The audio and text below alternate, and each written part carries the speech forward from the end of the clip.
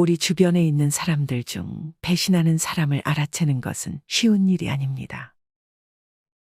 그 사람이 내 곁에 머물면서 수년이 지난 후에 배신하려고 마음이 변하면 그 순간을 알아차리기 또한 참 어렵습니다.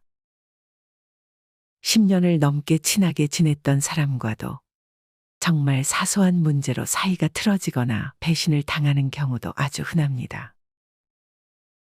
특히나 내 모든 비밀들과 사생활들을 다 털어놓은 상대가 배신을 한다면 그 비밀들이 지켜지지 않을 가능성이 높습니다. 사람과 사람의 관계는 언제 어떻게 변할지 모릅니다. 그렇기 때문에 지금은 너무 믿고 의지하는 사이라도 내 사생활을 전부 말하는 것은 위험합니다. 하지만 우리는 친한 사람의 성격을 객관적으로 보지 못하는 경우가 있습니다.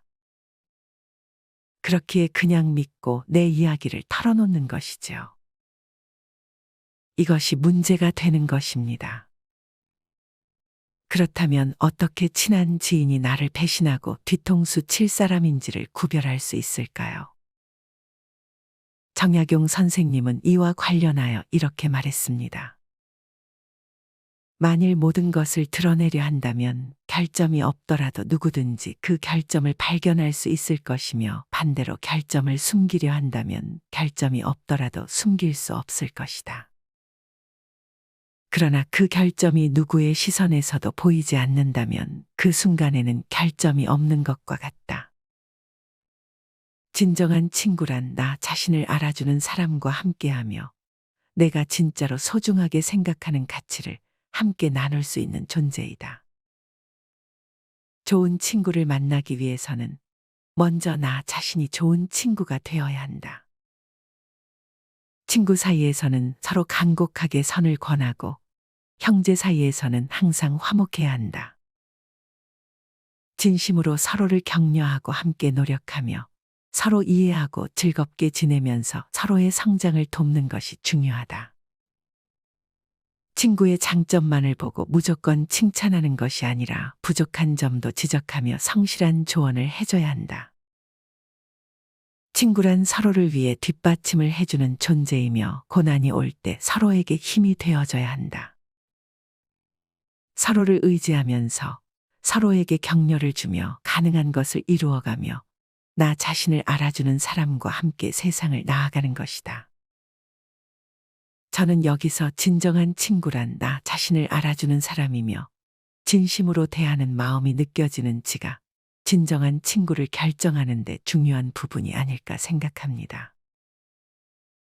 진심으로 나를 대해주는 사람, 나에게 관심을 가져주는 사람은 정말 나라는 사람을 애정해서 그런 것이고 그렇지 않은 사람은 나라는 사람 자체보다는 내가 가진 것들, 그것이 돈일 수도 있고 내 능력일 수도 있습니다.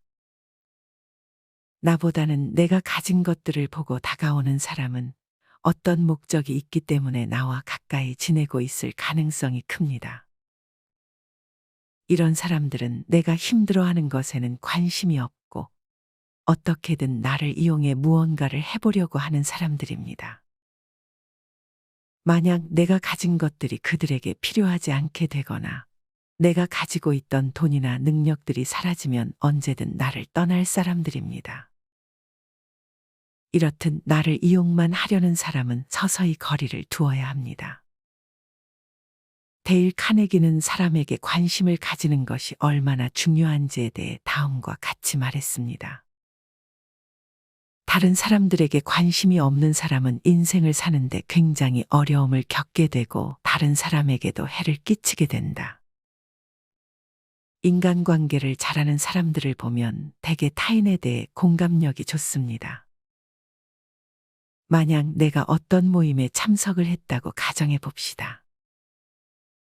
거기에서 적응을 못하고 쭈뼛쭈뼛하고 있는데 누군가 다가와 불편하진 않으세요? 라고 말을 걸어준다면 자연히 그 사람에게 호감을 갖게 될 것입니다.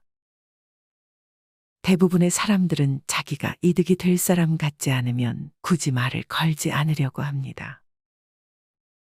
이렇듯 타인의 공감하고 관심을 가져준다는 것은 내가 가진 것보다 나라는 사람에게 관심이 있는 사람이기 때문에 곁에 두기에 괜찮은 사람입니다. 여기서 이렇게 생각하시는 분들이 있을 수 있습니다. 그렇게 공감하면서 다가오고 씩씩하고 나긋나긋한 말투로 나를 칭찬하는 사람들은 나를 이용하려는 사람일 수 있지 않을까요? 라고 말이죠. 그리고 보통 의롭고 정직한 사람은 굳이 사람한테 친해지려 다가가거나 알랑거리지 않습니다. 형님 하면서 쉽게 친해지는 사람들은 항상 쉽게 뒤통수를 칩니다. 제 경험상 쉽게 친해지기 어려운데 나중에 친해지면 그게 진국일 확률이 높은 사람입니다. 라고 반론할 수도 있습니다. 충분히 이렇게 생각하실 수 있습니다. 하지만 이 부분에서 놓치지 말아야 할 것이 있습니다. 진짜 관심을 가지는 사람과 관심을 가지는 척하는 사람을 구별하는 것입니다. 나에게 친절하게 다가왔지만 다음과 같은 성격을 가진 사람이라면 피하는 것이 좋습니다. 첫째로, 평소에 손해를 안 보려 하는 사람들은 배신할 가능성이 높습니다. 조그마한 이익이나 손해에 흔들리기 때문입니다. 만약 이 사람이 나 때문에 조금이라도 손해를 보면 바로 태도가 돌변할 것입니다. 이런 사람들은 당신에게 관심 있는 척 당신을 이용하려고 접근했을 가능성이 높은 사람입니다. 둘째로, 시간 약속을 잘 지키지 않는 사람입니다. 이런 사람들은 기본적으로 공감력이 떨어지는 사람입니다. 남에 대한 배려심이 없는 사람들이죠. 그리고 평소에도 기다려 본 적 없고 기다리는 사람의 마음을 알려고도 하지 않는 사람들입니다. 어쩌다 한번 늦을 수는 있습니다. 그러나 습관적으로 시간 약속을 지키지 않고 사과도 하지 않는 사람이라면 당신을 존중하지 않는 사람입니다. 이런 경우에 그냥 넘어가는 것은 별로 좋지 않습니다. 너무 착하게만 살면 안 됩니다. 뭔가 불편한 느낌이 있다면 똑같이 되갚아주거나 만만한 상대가 아니라는 인상을 심어주면 뒤통수를 맞을 일은 줄어듭니다. 하지만 이런 악한 인간들을 이기는 것은 힘듭니다. 이긴다 하더라도 내 체력을 많이 갉아먹습니다. 빨리 벗어나는 것이 어쩌면 가장 현명한 방법일 수 있습니다. 중요한 것은 진심이 느껴지는 관계를 만드는 것입니다. 이와 관련하여 정약용 선생님은 이런 말을 남겼습니다. 겸손은 사람이 머무르게 하며 칭찬은 사람을 가까이 하게 한다. 넓이는 사람을 따르게 하고 깊이는 사람을 감동시킨다. 칭찬과 격려의 말을 건네면 상대방의 마음을 끌어당겨 가깝게 하고 그 사람은 더욱 열심히 일할 것이다. 마찬가지로 넓은 시야를 가지고 일을 해야 하며 깊이 있는 생각과 분석을 통해 더 나은 방향으로 나아갈 수 있다. 각자가 자신만의 고난과 역경을 겪고 있기 때문에 비록 지옥을 겪고 있다 할지라도 그에게 친절하게 대해라. 친구를 사귀는 것은 서로에게서 배우고 성장하는 일이다. 작은 일로 멀어지는 경우는 드물며 우리가 좋은 친구를 만나기 전에 먼저 자신이 가진 미덕을 키워야 한다. 미덕이 있는 사람은 외롭지 않으며 좋은 이웃들이 자연스럽게 찾아온다. 친구는 새로운 세상을 만나는 것과도 같다. 그러나 벗을 사귈 때는 연장자임을 내세우거나 신분이 높다는 것을 강조하거나 형제를 자랑하지 않아야 한다. 왜냐하면 친구는 그 사람의 미덕을 사귀는 것이기 때문이다. 그래서 어떤 것도 친구 사이에 개입해서는 안 된다. 진정한 친구란 서로를 존중하고 공경하는 마음으로 조언과 격려를 아끼지 않는 사람이다. 친구 사이에서는 어떤 이해관계나 개인적인 이익을 강요해서는 안 된다. 서로를 스승으로 삼아 함께 성장하고 발전할 수 있는 친구가 되어야 한다. 따라서 우리는 이러한 도리를 기반으로 친구를 사귀며 서로를 바라보고 돕는 인연을 이어나가야 한다. 친구 사이에는 어떤 이해관계나 개인적인 이익을 강요해서는 안 된다. 진정한 친구란 서로를 존중하고 공경하는 마음으로 조언과 격려를 아끼지 않는다. 라는 말이 참으로 공감이 되는 말입니다. 여러분은 주변 사람들에게 이런 마음을 느끼시나요? 아니면 입에 발린 아첨으로만 느껴지시나요? 진심인지 아닌지 구별하는 능력을 갖추는 것이 중요합니다. 그래서 만약에 내가 잘못된 행동으로 나간다면 쓴소리를 해줄 수 있는 친구가 좋은 친구입니다. 내가 만약에 잘못된 길로 가고 있는데 아첨을 하는 사람이라면 이런 사람들은 나라는 사람보다 내가 가진 것들을 더 중요시하는 사람일 수 있습니다. 이런 사람들은 당신이 잘못된 길을 가던 말던 자기에게는 중요하지 않다고 생각하는 사람들입니다. 그보다는 그저 아직 이 사람에게 얻을 것들이 있으니 비위를 맞춰주자 생각하는 것입니다. 그러니 내가 안 좋은 방향으로 가고 있을 때 쓴소리를 해주는 친구는 놓치지 말아야 합니다. 하지만 쓴소리도 과하면 좋지 않습니다. 다음과 같은 의견도 있을 것입니다. 달콤한 말이라고 다 나쁜 건 아닙니다. 같은 말이라도 듣기 좋게 말하는 사람이 있고 기분 나쁘게 말하는 사람이 있죠. 혹은 쓴소리 하는 사람 중에 가스라이팅 하는 사람들도 있습니다. 그래서 쓴소리 하는 사람 중 대부분 이런 부류이므로 걸을 필요가 있다고 생각하는 사람도 이해합니다. 특히나 내가 그렇게 잘못된 행동을 하지 않는데 시도 때도 없이 쓴소리를 하는 사람도 있을 것입니다. 하지만 이런 부류의 사람들은 나에 대한 존중이 없는 사람이고 그저 쓴소리하는 것 자체를 즐기는 사람입니다. 그렇기 때문에 쓴소리하는 삶이 정말 나를 생각해서 이런 말을 해주는 것인지 아니면 습관적으로 나를 짓누르기 위해 하는 말인지도 잘 구별할 필요가 있습니다. 이와 관련한 정약용 선생님의 조언은 다음과 같습니다. 지적하지 마라. 친구에게 자주 충고를 하지 않고 그들이 스스로 배우도록 돕는 것이 좋다. 참된 친구는 서로를 돕는 존재이므로 서로 돕고 격려하고 인도해 주어야 한다. 하지만 그것이 불가능할 경우 그만두는 것이 옳다. 너무 자주 충고를 하면 상대방을 짜증나게 할 수 있기 때문이다. 서로 함께 수행하면서 부족한 점을 서로 채워주고 함께 성장하는 것이 중요하다. 그러나 모든 면에서 다 같을 수는 없다. 서로 다른 방법으로 목표를 향해 나아가기 때문이다. 친구에게 강요하지 말고 서로 말이 아닌 마음으로 소통하며 대화해야 한다. 진실된 마음을 전달하려면 마음과 눈빛으로 전달하는 것이 더 중요하다.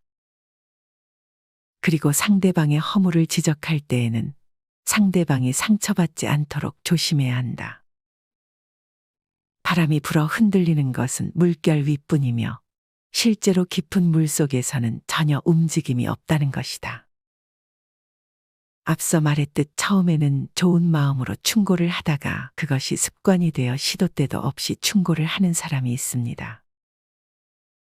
그러나 충고만으로는 좋은 관계를 유지할 수 없습니다. 이것은 상대방을 생각하는 마음이나 관심이 아닙니다. 정약용 선생님이 강조하신 함께 성장하는 관계가 되는 것이 중요합니다. 또한 상대방의 기분을 생각하면서 조언을 하는 것이 현명합니다. 쓴소리는 필요하지만 쓴소리를 하는 방식이 중요한 것 같습니다. 여기서도 상대방에 대한 관심과 상대방을 생각하는 마음이 들어있는지가 관건입니다. 상대방을 진심으로 대하면 쓴소리를 하더라도 상대방은 다 알아듣습니다. 그게 느껴지지 않을 수도 있지만 속으로는 이 사람이 나를 생각하는구나 라는 것을 느끼고 있을 가능성이 큽니다.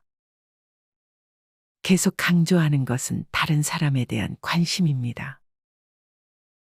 이것이 핵심입니다. 이와 관련하여 데일 카네기는 다음과 같이 말했습니다.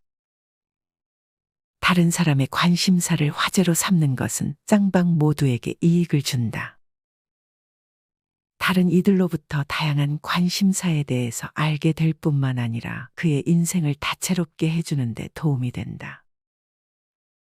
상대에게 목적을 가진 관심이 아닌 순수한 관심을 가지는 것이 중요합니다.